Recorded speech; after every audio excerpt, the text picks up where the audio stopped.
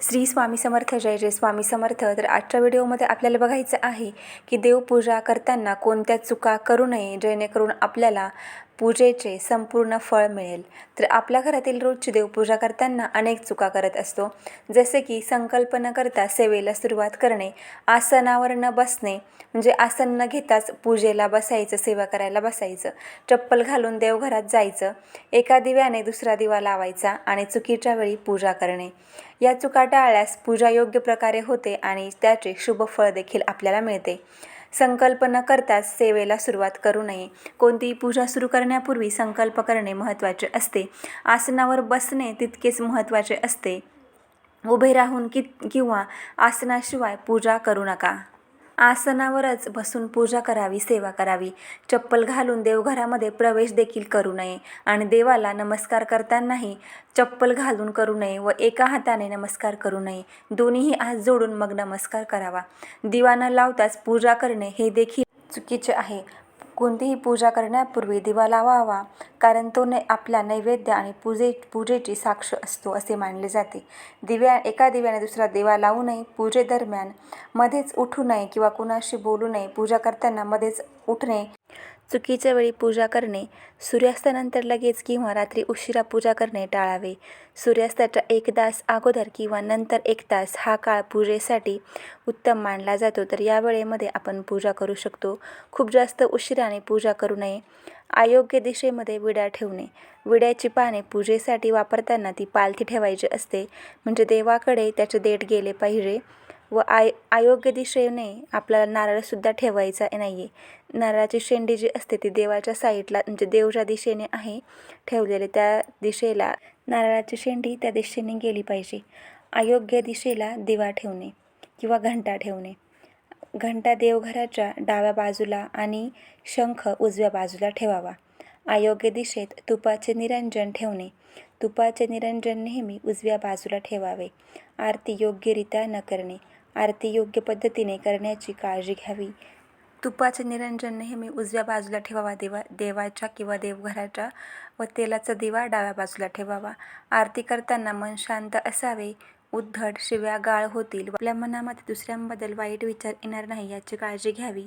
अगदी आत्मविश्वासाने, अगदी मनापासून शांत रीतीने आरती करावी. आपले देवघर ईशान्य कोपऱ्यामध्ये उत्तर पूर्व या दिशेला असावे. शक्य असल्यास पूर्व किंवा उत्तर दिशेला असावे, जेणेकरून सकाळच्या प्रार्थनेसाठी पूर्व किंवा उत्तरेकडे तोंड करता येईल. ते जमिनीपासून उंचावर स्वच्छ आणि लाकडी किंवा संगमरवरी असावे. जिथे मूर्ती पूर्वेकडे किंवा उत्तरेकडे तोंड करून ठेवाव्यात आणि त्यामध्ये कमीत कमी मूर्ती असाव्यात. देवघराची दिशा ही कोणती असावी? सगळ्यात म्हणजे सर्वात चांगली दिशा आहे ईशान्य कोपरा, म्हणजे उत्तर पूर्व. सर्वोत्तम दिशा आहे ही, कारण तेथे ईश्वरीय ऊर्जा प्रवेश करते असे मानले जाते. ईशान्य आपल्याला जर दिशा शक्य नसेल तर पूर्व किंवा उत्तर दिशा निवडावी. मूर्ती पूर्वेकडे किंवा उत्तरेकडे तोंड करून ठेवाव्यात, जेणेकरून तुम्ही पूजा करताना तुमचे तोंड हे पूर्व किंवा उत्तर या दिशांकडे असेल, म्हणजे आपल्याला त्या दिशांकडे हे करायचं आहे. आणि कुठल्या गोष्टी आपल्याला टाळायच्या आहेत तर दक्षिण किंवा नैऋत्य, म्हणजे दक्षिण पश्चिम दिशेचा आपल्याला वापर करायचा नाही आहे. असे केल्याने आपल्याला त्रास होऊ शकतो. म्हणजे जर काही चुकीच्या गोष्टी आपण जर केल्या देवघरामध्ये देवपूजा करताना, तर त्याचा त्रास आपल्यालाच होतो. कळत नकळतपणे या गोष्टींचा आपल्याला त्रास झाल्याशिवाय राहत नाही. त्यामुळे शक्यतो सर्व विधिवत शास्त्रीय कारणे असतात ते बघूनच आपण आपले देवघर बनवावे. देवघराची रचना कशी असावी? देवघर जमिनीवर ठेवू नये. ते 6 ते 12 इंच उंच असावे जमिनीपासून, जेणेकरून ऊर्जेचा चांगला प्रवाह राहील. सामग्री कशाची असावी तर लाकडी किंवा संगमरवरी देवघर चांगले मानले जाते. काचेचे देवघर शक्यतो टाळावे. देवघर नेहमी आपले स्वच्छ व नीटनेटके असावे, जेणेकरून आपल्या घरामध्ये प्रसन्नता राहणार. आपल्या देवघरामध्ये कमीत कमी मूर्ती आणि फोटो ठेवावेत. एकाच देवाच्या जास्त फोटो मूर्ती नसाव्यात. कुलदेवता गणपती बाप्पा, अन्नपूर्णा माता यांची स्थापना आपण करू शकतो. पूर्वजांचे फोटो देवघरामध्ये आपण मांडू नयेत, त्यासाठी वेगळी जागा करावी. तसेच देवघरासमोर तिजोरी देखील ठेवू नये.